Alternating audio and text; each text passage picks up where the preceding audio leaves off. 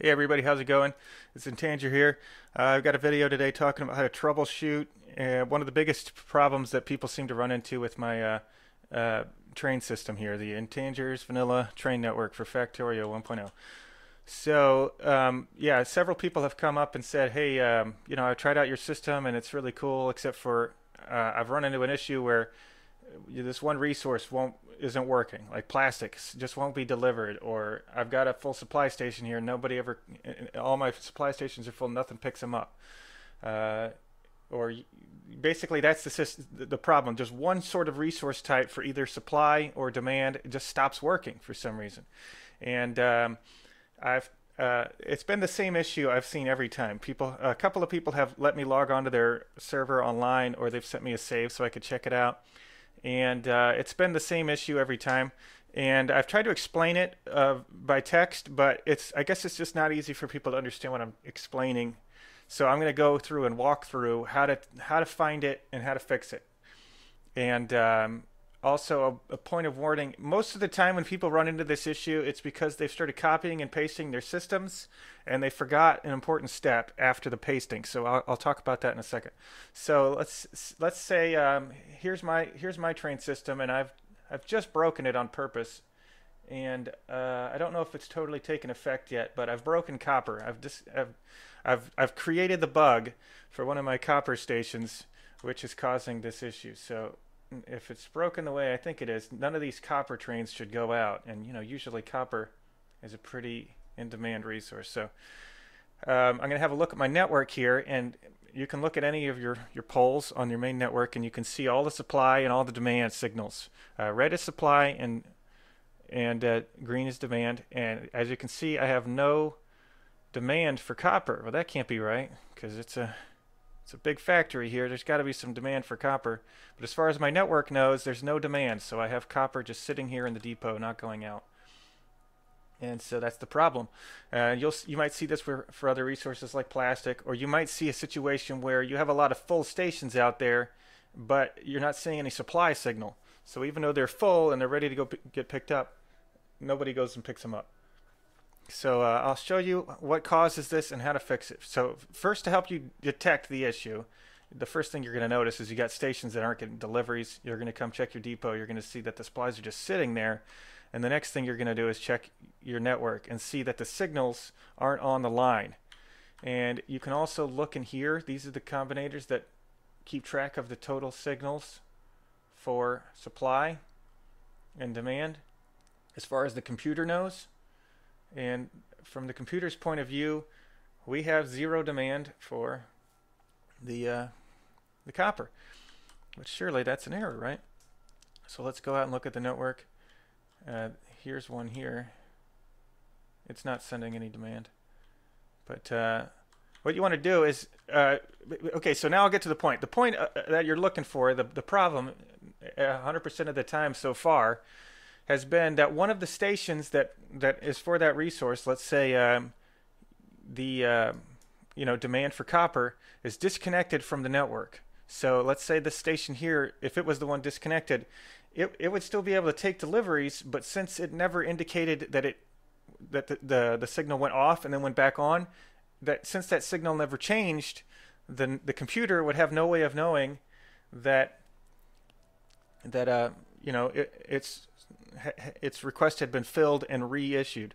So what you want to look for is you want to check all your stations and make sure they're all connected. And the easiest way to do that, this is the main signal that goes out to tell of demand, and you want to just check the next pole, the very next pole to it, and make sure that you can see all these signals. See, oops.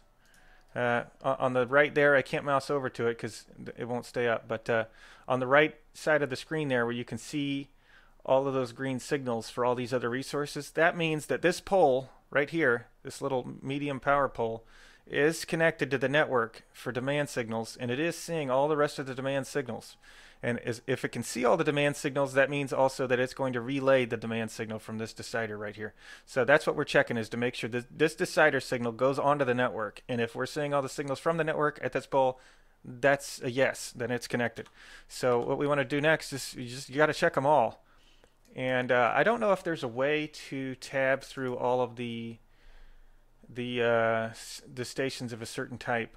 There probably is, but I don't remember how to do it. So this just shows all the trains, so that's not going to help us. But if you know where all of them are, you can find them all.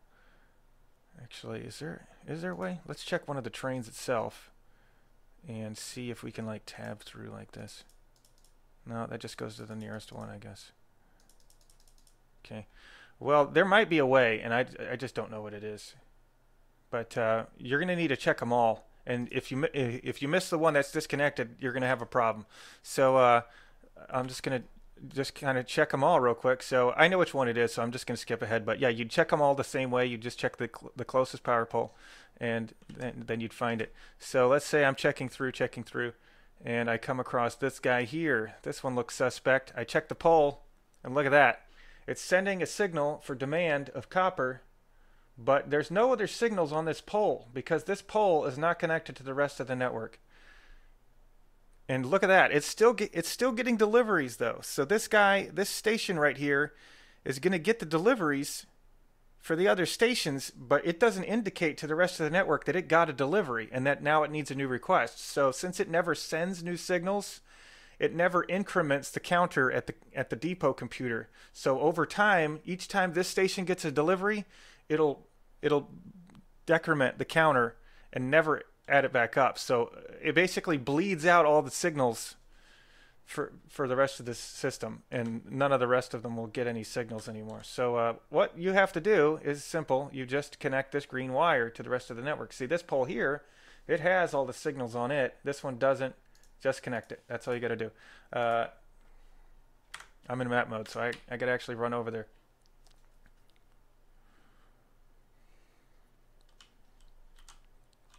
All right, get on my giant spider monster and hook this up. Boom. That's it. That's the first step, actually. There's still one more thing you're going to have to do. So now I've got a couple of signals on the network that show I've got a copper demand. And here comes a delivery already. Now the next problem is that I might already still have more demand stations out there waiting for copper than this signal of 1. So now I'm seeing a signal of 1 on the network, but several of those other ones might have already been on and already have been considered to have been processed by the depot, and they're still going to be considered processed by the depot. So even though this signal will show 1 for copper, the depot might think that's already handled, so it might not send anything else out. So there's still going to be a resource delivery drought on the network. So what you want to do is you want to just basically send a lot of extra signal for your thing. Now this will temporarily send too many trains out, and they might not have anything to do.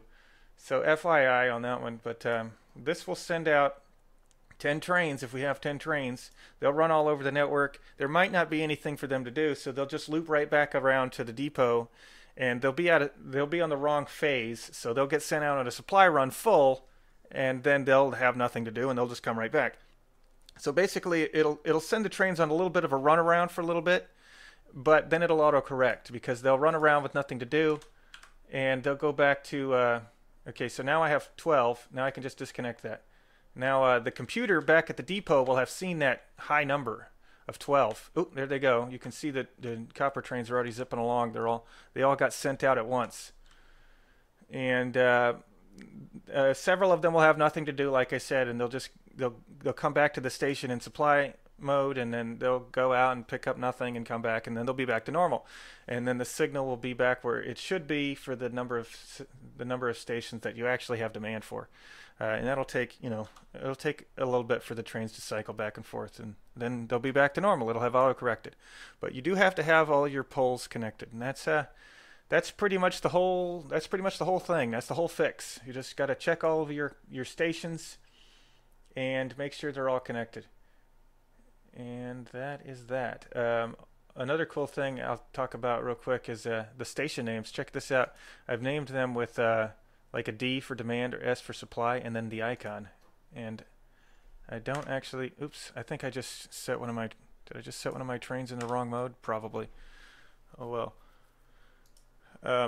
But yeah, I don't remember exactly how to save these names, but I looked it up on the Factorio wiki, and now I forgot what it was. But it's pretty cool. You can put little icons in your station names, and it makes it look real clean on the map. So you don't have all these extra text, long text spitting out all over your map. Instead, it's just these concise little station names. I like it. This is my home station. Anyway, that's that one tip. And also, a heads up, there's a Factorio 1.1 is coming out soon.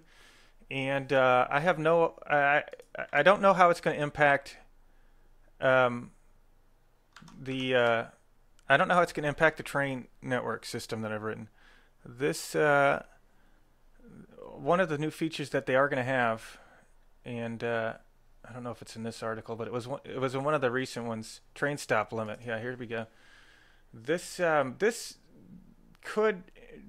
will impact my train network. I'm just not sure how big of an impact it will have, because basically the problem they're talking about here and their solution that they're talking about, this is the problem that I already fixed with the train network. That it sends out too many trains, and then you got to have stackers everywhere unless you have this system. So it only sends out the right number of trains, and you don't need stackers anywhere. You can just have station after station after station, and they don't back up waiting around because there's no extra trains on the network. So their solution that they said was impossible to fix, I have already fixed it. That's what the whole point of this network has been all along. I fixed it a long time ago, over a year ago now. But yeah, apparently just nobody ever really, not many people really noticed. I guess if you're watching this video, you're one of the people who did notice, and I'm glad that you're enjoying this system, and I really appreciate all the feedback, all the positive feedback that I've gotten from everybody about it. It really makes it worthwhile. But yeah, there's still not that many of us that found it, I guess. I tried to post it several times. I tried to get some attention for it. I tried to get some YouTubers to cover it.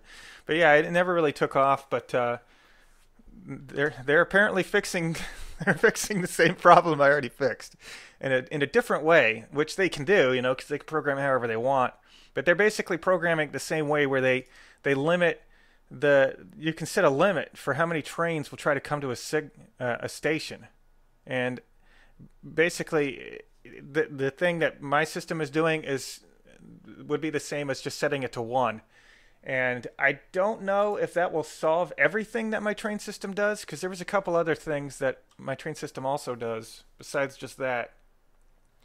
But that's a big chunk of it. That's a big piece of it right there. So it might be possible with 1.1 to literally just have a global depot, have a similar schedule, have a global depot with no smart computer, and just have the same schedule and set all of the individual stations to have a train limit of 1, and it work the same way. It might do the exact same thing. I haven't tested that yet, obviously, because 1.1's not out yet.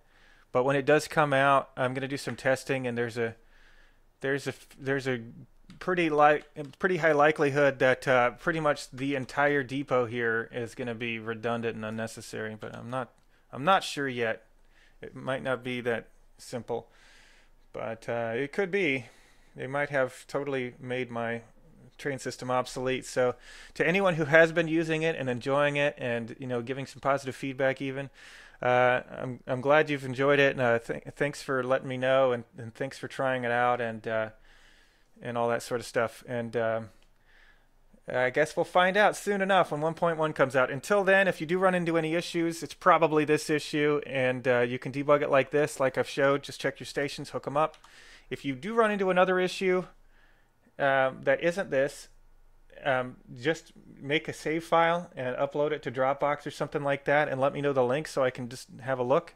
Because I've gotten pretty good at debugging this, and I know not everybody else is going to be as capable of debugging a complex system like that. I did put out a video on Technical Factorio about how to debug and how to figure out all the different components of this and what they're doing. If you want to try it yourself, which I recommend, because it's kind of fun to see the ins and outs of how stuff works, and try and figure it yourself out. But I understand there's a lot of working parts, and it can be tricky, and you might not be able to figure it out. But usually it's just a missing wire. That's all there is to it. Oh yeah, and so the main way this usually comes up is that somebody they've set up a station just the way they like it. They've got the right limits. They've got the right boxes. They've got, you know, their inserters the way they like and everything else. And so they'll copy and paste this whole station. So they'll copy and paste it. They'll plop it down somewhere else nearby, and see. I'll just go ahead and do it because I'm not going to save. But now they've put the new one down, and I'm out of a piece here. I haven't played in a while, so I'm not that familiar with the new interface. But anyway, they've put the new one down, and they've got the same station name, and everything appears to be in working order. Yep, same station name. It's all hooked up. It's ready to go. You can take deliveries now. But what they don't realize that they don't have this pole hooked up to the rest of the network. This has pretty much been the issue every time. So all you got to do is, you know, put one of these down and hook it up with some wires. And I'm out of more resources. Come on, I need some wires here. I'm making a video. And so, yeah, you know, notice there, no signals from the rest of the network. So you got to hook it up. And then you're good to go. It's ready to go. And that's it. That's pretty much the whole video. I'll see you next time. Have a good one. Later.